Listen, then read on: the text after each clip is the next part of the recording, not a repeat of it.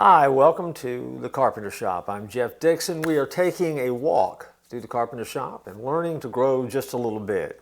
As we grow up, like Jesus did in the Carpenter Shop, we're going to discover some things about Him, about ourselves, and about the life that we live.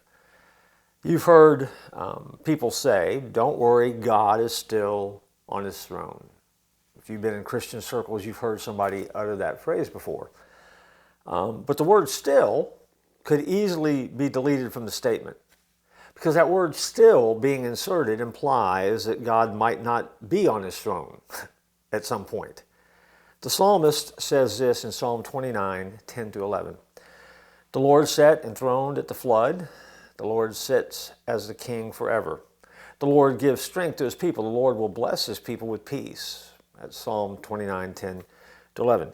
The imagery that the writer uses there is the reference of God on His throne, and he illustrated it with references to disruptive times in earth history. The flood.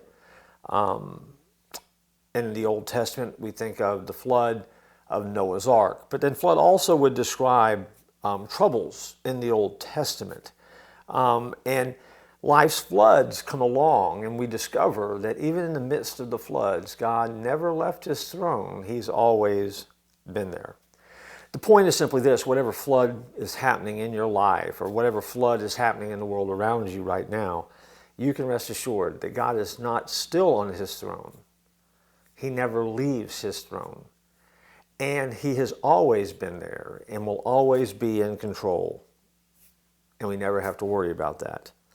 And when we remember that, then peace becomes a part of our life and a part of our existence. And so, instead of saying, God's still on the throne, just say, God's still doing what He always does. He's there, and He's working. He's never left the place that He belongs, and He is in charge. And you can rest in that. I look forward to joining you next time here in the Carpenter Shop.